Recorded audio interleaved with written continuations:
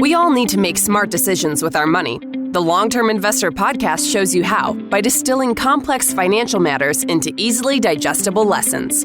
And now, here's your host, Chief Investment Officer at PlanCorp and the author of Making Money Simple, Peter Lazaroff. Welcome to the Long-Term Investor. Today, I'm joined by Joe Saul-Sehy. Joe, say hello because I have a ridiculously long introduction for you, and I want people to believe that you're actually on this episode with me. I am. Thank you so much for having me, Peter. I'm pleased to have you here, especially because in these uncertain times, the basics matter more than ever. And you and your co-author, Emily Guy Birken, take the basics and really make them fun in your new book, Stacked, Your Super Serious Guide to Modern Money Management. I'm pleased to have Joe with me here today for all of our listeners and all of our viewers on YouTube to talk a little bit about the book, as well as nerd out on some of the nuances within the book. And for those of you who don't know Joe, he is the co-host of mega hit show Stacking Benjamins, which you can easily find on your podcast platform of choice. You may remember we had his co-host OG on the show in February in episode 36, so go check that out as well. If you haven't heard of Stacking Benjamins, Kiplinger's Personal Finance has called the show, quote, best personal finance podcast. And Fast Company has described it as striking a, quote, great balance between fun and functional. I completely agree with these brand name assessments. And after having read Stacked myself, I can say that if you like the podcast, you're really going to enjoy the way that Joe and Emily hit the important basics in their book. Now, part of the reason this introduction is so long is that I just found out that Forbes was naming their top 5 personal finance books in 2022, and Stacked was listed as number 1. And in addition, Axiom does awards for business books, and they give out gold, silver, and bronze medals. The book took home a gold medal. And of course, I'm going to link to the book in the show notes. You can find the show notes always by visiting thelongterminvestor.com. Okay, Joe, I'm finally done introducing you. I've never done such a long introduction. A little behind the scenes, I usually mess up the introduction for anyone who listens. I never get it right on the first time. But I really do want to actually dive into some specific topics you cover in your book, Joe. And first of all, you're a podcaster. That's how most people know you. I'd really be curious to know what surprised you about the process of writing the book. Wow. When we make a podcast, which is 3 days a week, our podcast comes out very, very frequently. We feel it has kind of a Tonight Show vibe. So we're always creating something new and forgetting about the last thing. The book is much more permanent. And the idea of revise, like if we could revise our show over and over and over, I'd totally do it. Because I think the key to success most of the time is in the revision, not in the first draft. Like get the first draft down and do it. But I feel like with our episodes, it's not that we are done revising, it's that we run out of time. So we had a lot more time to continue to polish and polish and polish. We actually, it's funny, we didn't turn it in, but the first manuscript was 120,000 words. And our deal with the publisher was it was going to be 80,000. So we had to cut a third of the book. And talk about George R.R. Martin killing his darlings in Game of Thrones. I felt like we did that with so many cool financial topics. I'm like, nope, that's got to go. It's got to go. Well, that's the benefit of the weekly podcast platform. You can expand on those ideas, and it gives you nice, cool content to give to your listeners, your readers, your viewers, if they ever need it behind the scenes. And I also know that you're on a book tour. You're not in your basement as the Stacking Benjamins basement right now. I know you're on the road, so I appreciate you being here and squeezing me in. One of the things with the book, well, actually, before I get back into the book, the thing that's in the book, but also in your show, is that you've always seemed to spend a lot of time on people's mistakes, whether they're your own or your guests or your listeners who are submitting questions. Why do you think that is? It's because of the fact that so many people are intimidated by money. And you and I, people that have met with real people and talked to lots and lots of real people, we realize that we're all worried about the same stuff. we're all making the same mistakes. And yet when we get together at happy hour or our families get together and the kids are playing, like you don't sit with your buddy while you're grilling the burgers and go, hey, guess what I screwed up with my money? But I think we need to do that more often. And I'll tell you how important this is, because I truly think that we need to relax the discussion more and get comfortable with some truth. There's a great study called The Secret Financial Lives of Americans, and it's written by a group called Nonfiction. I'd encourage everybody to read this study, Peter, because it has so many disturbing statistics. People that have eaten out of a dumpster, or every place I've worked, you've accused somebody of stealing somebody's food out of the refrigerator. Who would do that? Well, the reason people do that is because of the fact that unbeknownst to you, they have huge credit card debt and they are seriously not even living paycheck to paycheck. They don't know where they're eating the next day. So there's all these horrible statistics, but the one that really hits me hard every time I think about it is that over 150 million Americans report that they've cried about their money. 150 million people.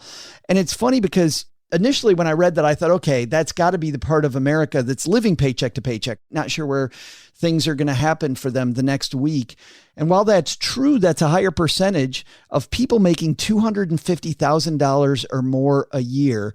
Nearly half of those people say they've cried about their money. So clearly, we have this huge problem in America where our values are going one way and our money's going a completely different direction.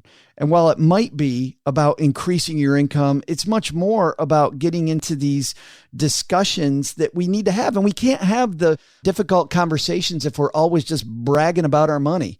If we're talking about the cool crypto thing or NFT thing that I bought. I don't think people are crying because of NFTs, because they didn't get in on the 8-bit tree, the picture of the 8-bit tree. Or for people like you and I, they're always like, well, Peter, what's the hot thing in personal finance? What is it? Well, okay, it's that the mega backdoor Roth IRA might go away. You think people are crying about that? The fact that they might change those rules? I don't think so. So I think for us to get to those deep conversations, these values conversations we need to have, we need to lighten the tone. And I think the way we do that is people like OG and I share what we've messed up. And then we encourage everybody, hey, let's get a little real about this. Let's talk about some of the huge mistakes that we made with our money. So you know that people, Peter, like you and I, we're not born just all of a sudden doing money moves correctly.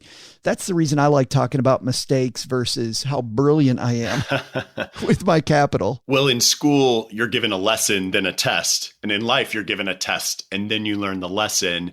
And those money lessons can be really expensive. And so I always appreciate the honesty and transparency that you and OG share those mistakes, and also encourage your guests to share those mistakes. And I think that allows your listeners, and when you run your forums in the communities, your people who are following you to also share their mistakes and learn from them. And one thing that I think you pointed out in the book is that mistakes happen all across the board, but people really mess up their plans from the very beginning. They ask the wrong questions, and that can make the process all the more difficult. One of the things that you talked about was a timeline and writing out goals. And I talked about writing about goals in my book. And I think that we, as people who are giving out advice and coaching others to make good decisions, know the importance of writing out goals. But I really liked the way that you framed how to do that. Can you talk a little bit about that? I found this was powerful. I haven't been a financial planner for 13 years, but when I was a planner, this was really great. It was a fantastic exercise right away with my clients and future clients and people I meet with. We'd on a whiteboard, instead of listing goals out, just goal 1, goal 2, goal 3, goal 4, like we do with our New Year's resolutions. And how many people listening to this are still working on their New Year's resolutions? Probably maybe 2. Most everybody else is done. And the reason is, you know, Peter, real life shows up. And so these New Year's resolutions get pushed to the back as I'm taking the kids to school or doing whatever I do on my daily drive. So I now daily walk to the other room in my house to be on Zoom meetings all day, whatever it might be.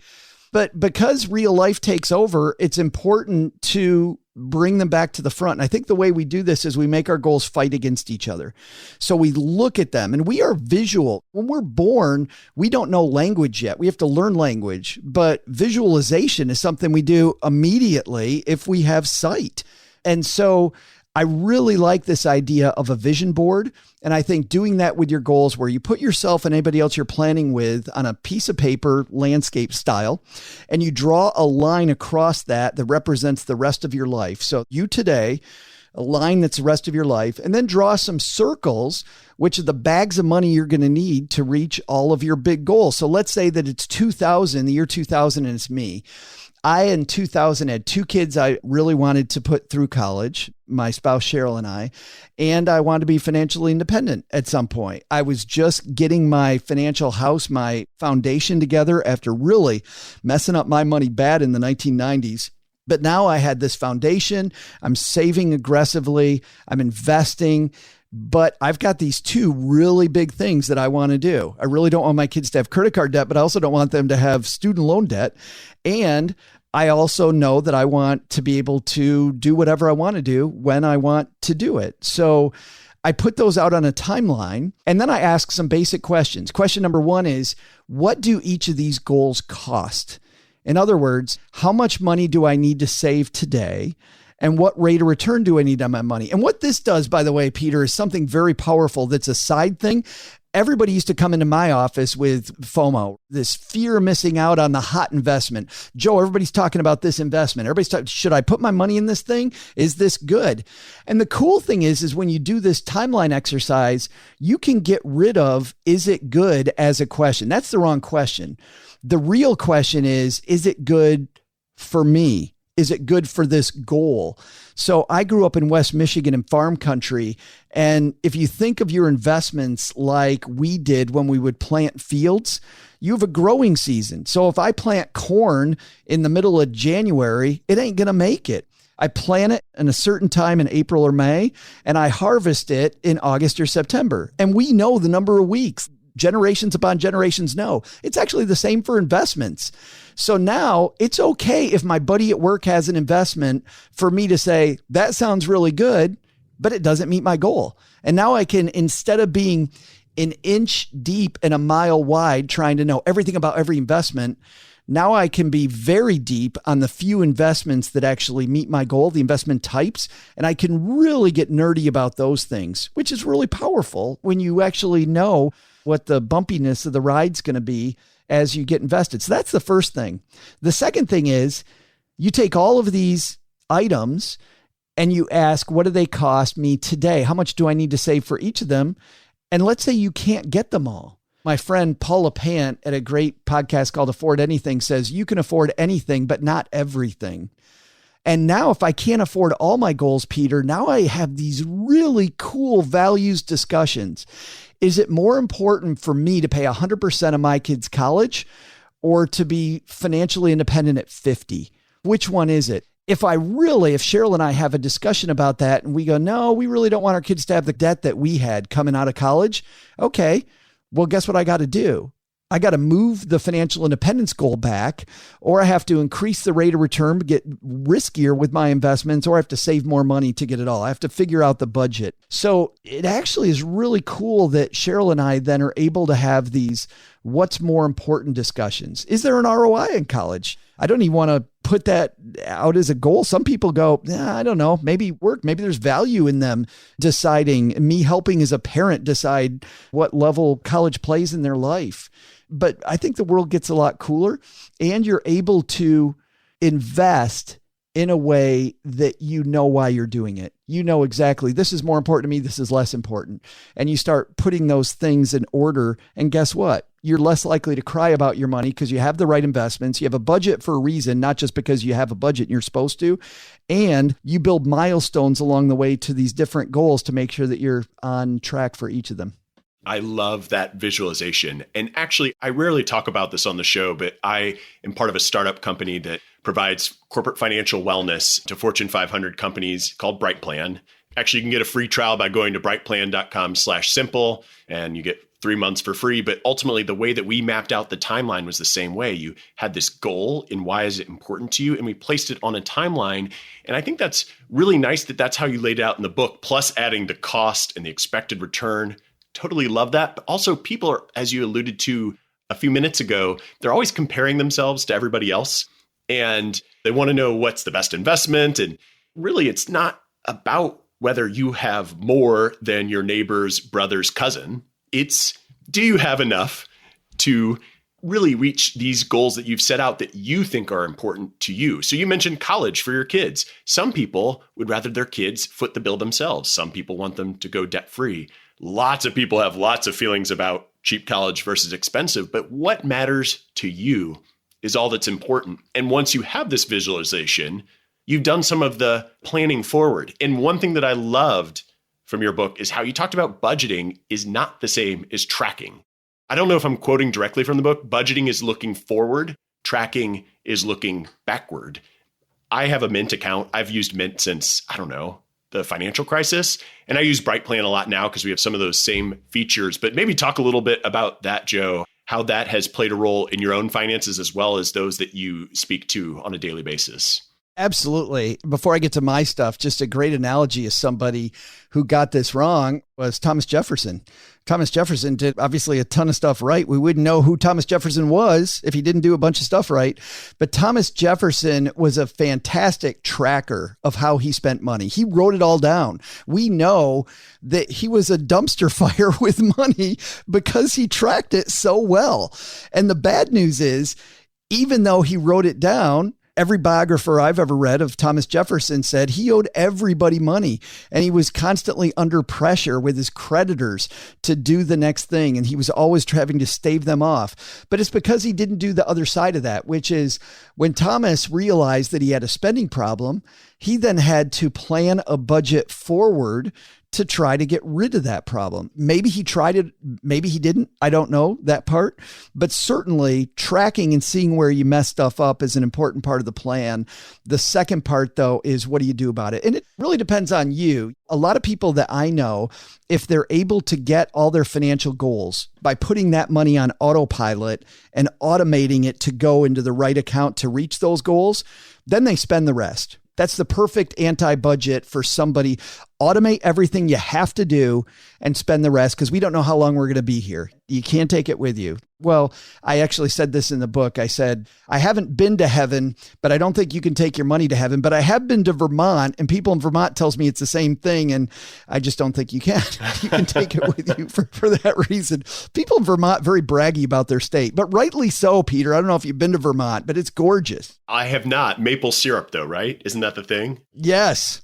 Wonderful. It's Maple funny. Syrup and ski I didn't hills. mention this at the outset, but I didn't actually read your book. I listened to your book. I got it on audiobook. And I did that because I'm so familiar with Joe, the podcaster, as opposed to Joe, the writer. And so I would tell you, I'm not a big audiobook guy, but one of the things that was so interesting, I know that at the end of many chapters, you have transcriptions of real podcast interviews. Whereas in the audiobook, it's more of an experience because we get to actually hear the clips of those guests. And so I think that was really nicely done. It makes it very unique for an audiobook experience. Plus, you have a tremendously great cadence and voice for it, naturally, because you do this all the time.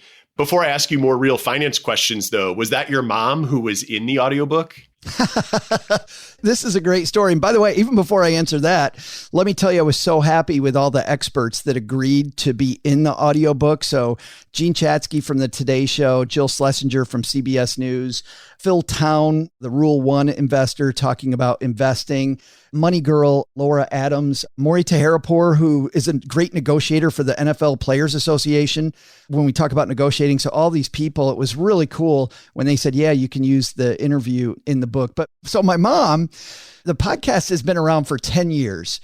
And we think it's fun to have these snippets of different things at the beginning of our show. And it just kind of tells people that this isn't going to be Susie Orman or Dave Ramsey. We're not going to be the people on high telling you that you're messing up with your money. We're going to have some surround sound fun and try to make this approachable for more people.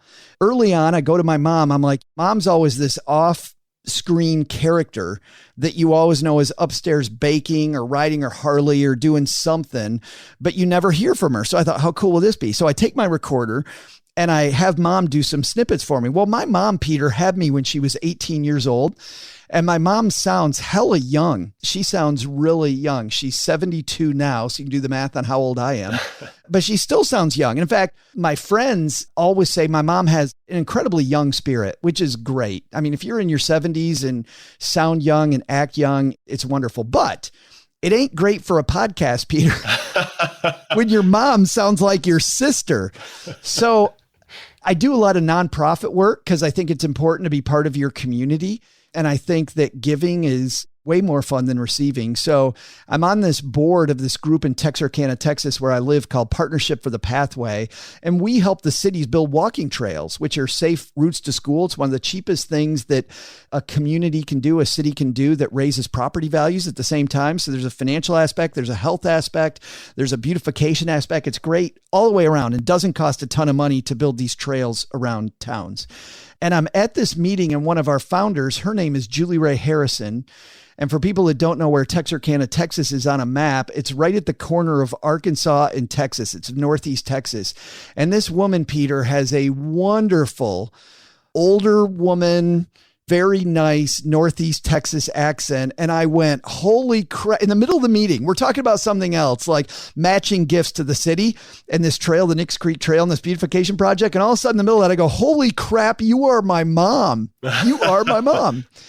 But now I have a problem because I want Julie Ray to be my mom on the show, but I also had to break it to my mom that I got to fire her. I totally got to fire my mom. And so I call up my mom.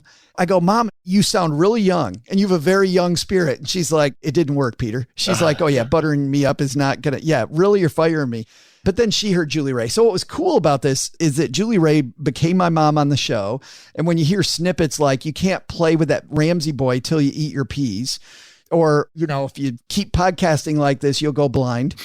That's a funny one. We have her say all these things, but we recorded those maybe 3 or 4 years ago. And our editor at Penguin, Nina Shield, who, by the way, is the same editor in James Clear's Atomic Habits. Oh. She's a fantastic editor. Nina says, so is your mom in the audiobook for us? Is your mom going to read her parts? And I went, oh, crap. I got to call up my friend Julie Ray, who hasn't done anything for us in 4 years. But it was really cool because they paid her.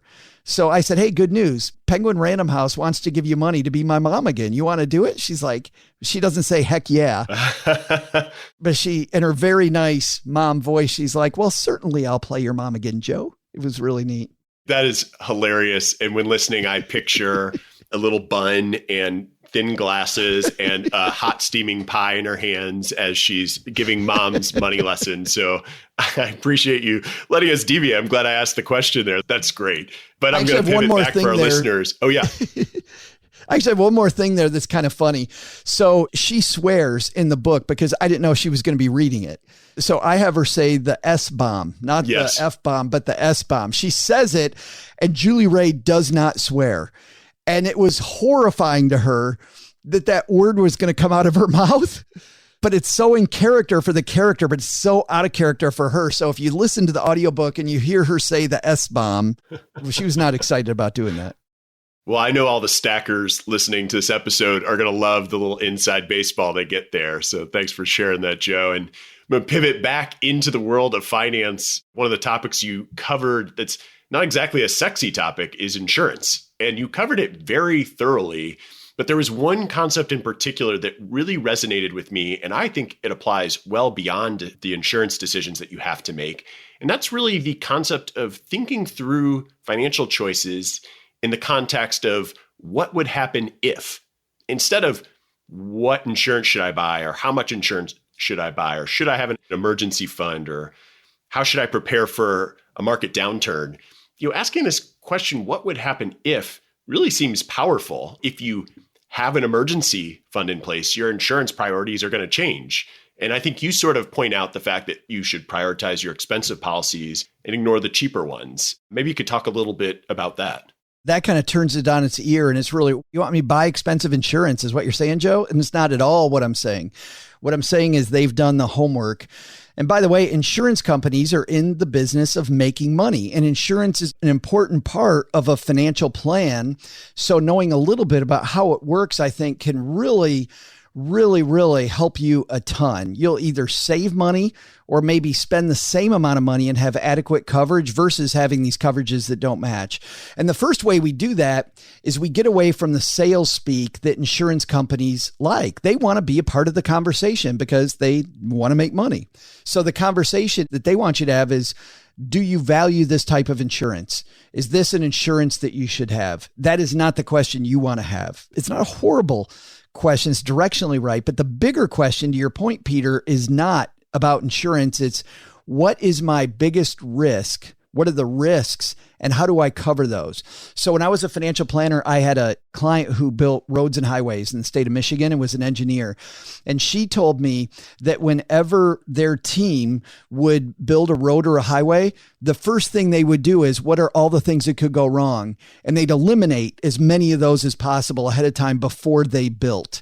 And that's the discussion that we want to have. And then maybe insurance is a piece of the plan and maybe it's not. As an example, people complain about emergency funds and cash reserves. They complain that this money earns nothing, Joe.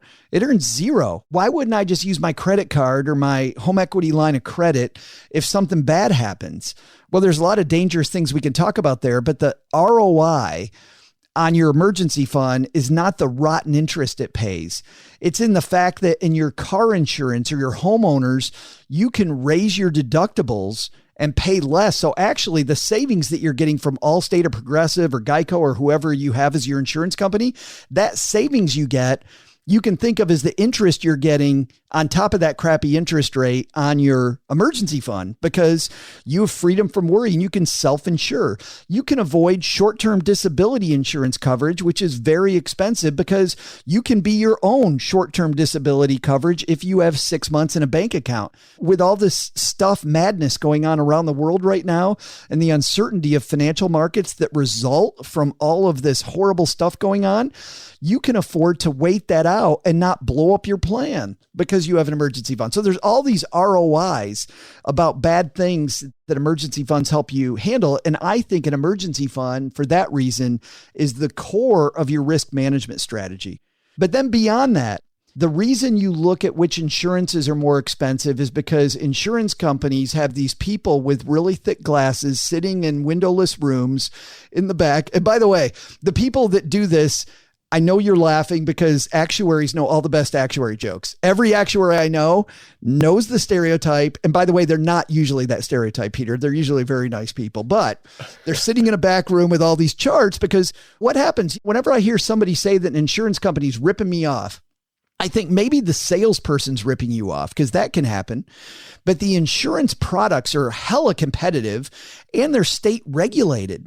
Maybe you can fool a state regulator for 6 months, maybe 12 months, but these companies have been around forever. So let's just have the assumption that the policy, they're not gouging you for this huge amount of money that they're keeping in their pocket. Certainly they're going to get paid and they're going to make a profit, but the vast amount of money that they're collecting from you is because that actuary knows where the risk is. They've run all the charts in this windowless room in the back of the insurance company, and they know. So because of that reason, the insurance companies that cost the most, they cost the most because the insurance company knows that's where the risk is. And they charge the least on policies where they know the risk isn't. And I'll give you an example of an insurance that I always see people get wrong. So often I see people get this wrong: accidental death and dismemberment coverage. It's in your flexible benefits at work if you work for somebody else, and it's really cheap. And people look at this and like, oh, this is a form of disability coverage. Well, kind of, but accidental death and dismemberment coverage is made so that if you lose a finger in heavy machinery or your arm in heavy machinery, they will pay you a sum of money that helps you with that. A lot of people with accidental death and dismemberment insurance work in cubicle land. And now they don't even work in a cubicle. They're on Zoom calls at home. They're typing away on their computer. So what's the chance for most people listening to this, Peter, that while firing off another memo, they snap their index finger off between the J and K key? Like, it just isn't going to happen, which is why that insurance is cheap. So what I like for the vast majority, now, if you're heavy machinery, it's a whole different thing. You probably want that insurance. But if you're a person that just types stuff in your house at home or in a cubicle, I would get rid of your accidental death and dismemberment coverage because the chance of that happening is very low, which is why it's cheap. And I would add more disability coverage, which is hella expensive. And the reason disability insurance is hella expensive is because the statistics say, those actuaries know it's probably going to happen to you. So make sure that you have that one. Well, and I like that you bring that up because most people I come across, and I also recommend it to people who are working with who don't have it, have life insurance when they're in their young working age. And it is cheap when you buy term insurance in your working years because you're unlikely to die. If I were quick enough, I'd pull up a statistic, but there are plenty of studies out there that show that you are far more likely to become disabled before age 65 than you are to die. And I think what people forget is that disabled includes getting cancer. And when you ask that what if question, what if I am ill and I'm out of work for 3 months? Well, that's where that emergency fund can come in handy. And like you said, it's very expensive coverage, that short-term disability, but long-term disability, also not cheap. If you have enough of an emergency fund to float you for the early months and develop a policy that doesn't kick in until your emergency fund is depleted or has been used a little bit, that can save you a little bit of money. But there's no winning in insurance. You can't win buying an insurance policy the way that you can refinancing at the correct time. I have a 2.5% rate on a 30-year mortgage. I feel like I won that transaction. Right. My disability policy, I write a check every January and I want to barf. But I know that the statistics say that I should do it. And there are ways to adjust the policy if you have that cash reserve on hand. And Joe, just to kind of go further down that what would happen if rabbit hole, I think of what would happen if you get a job offer that has less cash compensation, but a lot of lucrative equity compensation that wouldn't pay off until the future? Or what if you have a substantially higher tax bill than you're expecting? Or what if you experience some sort of loss that isn't covered by insurance? These are all things that when we use the word emergency fund, those don't seem like emergencies. I guess the loss that isn't covered by insurance would be an emergency of some sort. But it was with you actually, Joe, in a conversation with you earlier in the year where I'm thinking we got to rebrand this to cash reserve because you can also be opportunistic with investing. And you talk about investing within the book and the normalcy of losses and having a plan. Let me ask you this question and how you would think about it if you were talking to a listener or to someone who meets you. What would happen if the market falls 20%? The frustrating thing for most of us is that when the market falls 20%, and it's funny, I was at one of our book events last night and we were talking about this very thing, which is a lot of people say, well, don't panic. Don't panic when the market goes down 20%. I think it's okay to feel the feelings. And I think trying to suppress the feelings is absolutely horrible because those feelings are going to come out in bad ways. I had clients during 2000 to 2002 that told me they couldn't sleep at night. Clients in 2007, 2008 that were worried that even though they had their job right now, that they might not have their job later. And I like, by the way, thinking about risk, Peter, not in terms of 20%, but think about this. If you're an average person retiring, we talk about how $1 million used to be a lot of money. $1 million now is a $40,000 a year lifestyle in retirement. Not horrible, but also not lifestyles of the rich and famous. So if you have $1 million, which should be fairly commonplace at retirement, and you lose 20%, you lost $200,000. And it's funny because I would have clients that would tell me they're okay with 20% because 20% sounds fine. That when I rephrase that to $200,000, they go, oh man, that's a ton of living that I can't do now. So that is, I think, super important. But if we look at that, what if the number one place to be for your investments long-term are equities and real estate? Those are the two inflation beaters that over long periods of time have won the day. However, when you look at the standard deviation, to get a little bit nerdy here, which is the roller coaster ride you're going to be on, especially with stocks in a short time frame, it's a roller coaster. And yet being in stocks is the right thing to do. So having this emergency / cash reserve fund that at that time when you're withdrawing money in retirement that's fairly big, maybe having OG and I fight about this a fair amount. I think it's okay then to have bonds in your portfolio. He's not so impressed with bonds. He'd rather have a barbell where it's equities and cash. I'm more of a middle ground when you get to landing the plane, which is another phrase my co-host hates, does not like that cliche. But I think when you're in that mode, coming up with a strategy, not based on returns, but is based more on when's the money available when you need it, is another what if. What if I now have a burn rate, meaning I now am somebody who's no longer making money, I'm spending from the pot. Like, how do I make sure I have money available without really suffering from this risk that I'm taking money from assets that have gone down a ton? And that's where the emergency fund and I think a bond strategy really works. Well, if someone's going to ask themselves, what if I just stay in all cash, then I never lose 20%? Well, you'll never get on your timeline visualization that you built. You'll never get there. I mean, it'd be great if we could all save enough cash, but the savings rate plus the length of time you would have to work and save would just be completely unrealistic. You could go to the opposite end of the spectrum and say, what if I was all stocks? And emotionally, the toll with which that might take if you're falling 20%, that might be a little bit too much. And to your point, having a mix of stocks and bonds and cash, I'm generally there. Your co-host, OG, I understand what he's saying because in many ways, over 20 or 30 year periods, I feel like stocks, the returns are safer than bonds because they're more consistent, they're higher. But you can apply to what if you buy an individual stock and it loses 70% of your value? 40% of all individual stocks in their lifetime have experienced a permanent decline of 70% or more. I think this what if is really powerful as you're thinking through different stages of the plan and what if you have something, what if you don't? Can we talk about one more thing here before we move on? Because I think this is powerful. What you and I are really talking about here, Peter, to dive a little bit deeper, is not the market. Like everybody asks, well, the market, is the market going to be the problem? And maybe, but over long time periods, like you said, stocks are safe over a 20-year period of time. So the problem isn't the market. The problem is behavior. What I like, once again, going back to standard deviation, is when I was a financial planner, I would look at standard deviation and to not get too nerdy.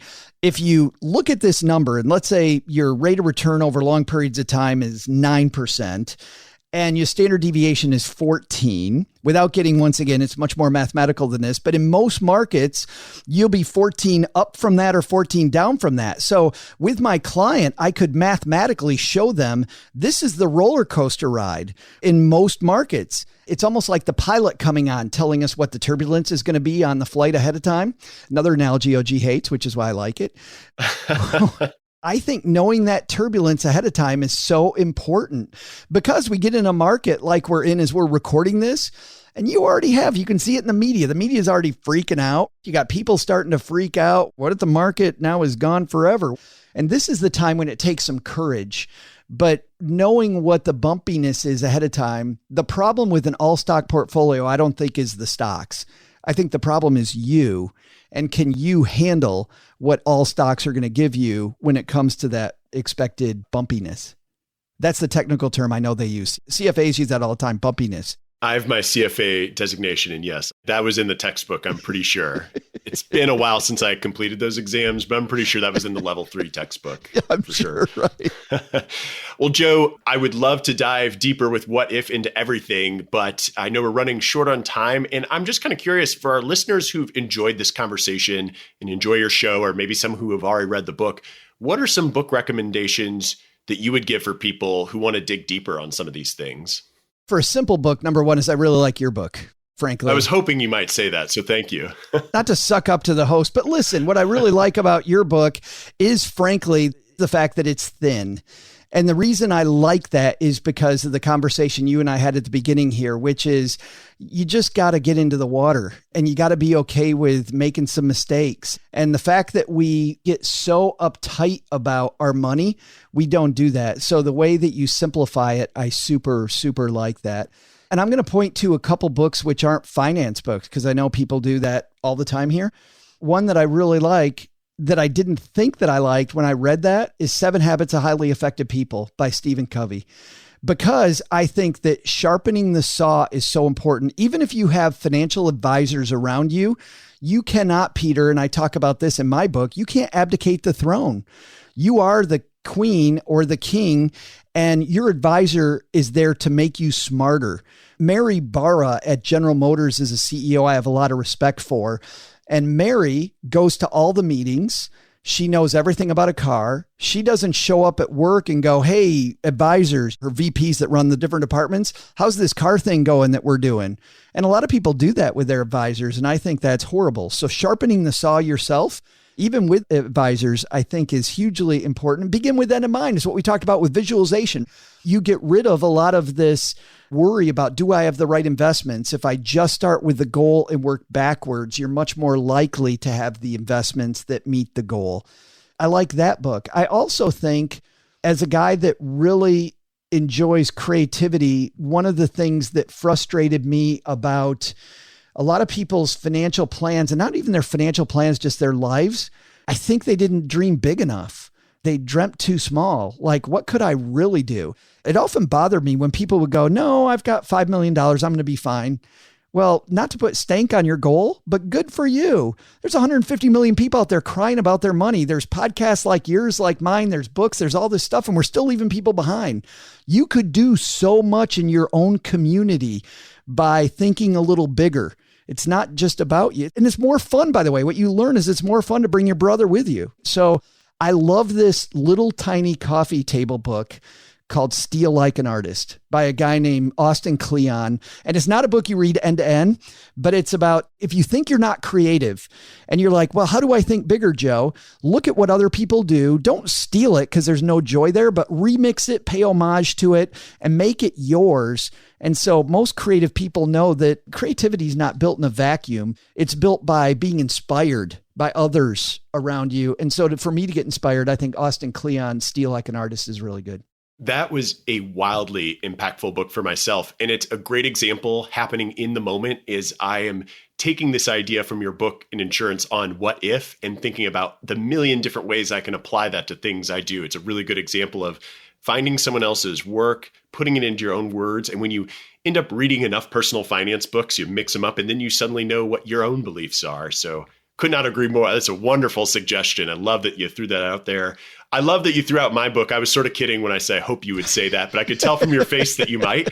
This is a little unplanned, but since we're talking about my book and looking at my bookshelf to see what I can offer listeners, I will say this. If you go to peterlazaroff.com/free book and you enter podcast is how you heard this offer, I will send out every book that remains on my bookshelf right now to those who submit first, and I'll see what else is at the PlanCorp offices. I don't have a ton, but go ahead, listeners, and do that.